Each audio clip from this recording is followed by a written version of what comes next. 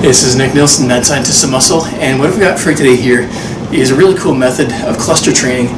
Basically, it's mechanical cluster training. So if you're familiar with the term mechanical drop sets, this is very similar. Normally when you're doing a mechanical drop set, you start with the toughest variation of an exercise, and you do as many reps as you can, and then you progress to better, like stronger / easier versions of the exercise.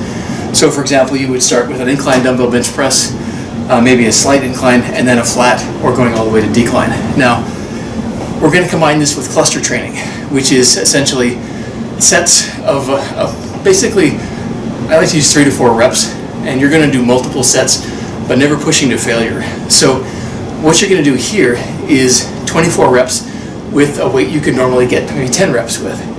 So you're going to do, on a relatively straight up incline, do a set of 4 reps. You're not going to push to failure. This is going to be pretty straightforward.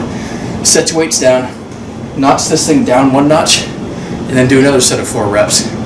Then you're going to repeat with 10 seconds rest in between your mini sets. So this kind of gradually brings your muscle fibers to fatigue and to failure without basically building up as many waste products in your muscles. So this allows you to push your actual muscle fibers closer to actual fatigue than a straight through set. So you're getting more effective reps basically per set, and it's fantastic for building muscle. So I'm demonstrating this at 3 times speed because once you see how it's done, you're going to get the idea pretty quickly on how this goes.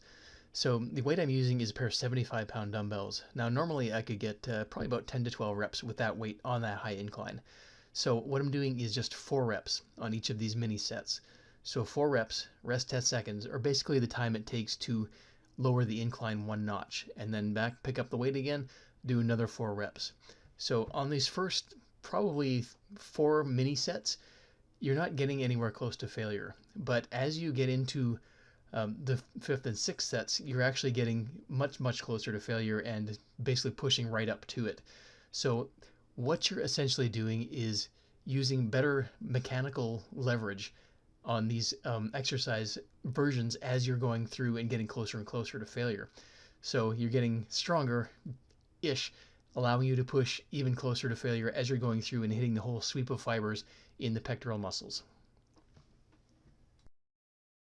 All right, so that's what a mechanical cluster set looks like. Now, when you're starting, especially with the chest one, you want to make sure that this is at a height where you're going 1, 2, 3, 4, 5, 6 all the way down to flat. So count them up and make sure you're getting the right amount.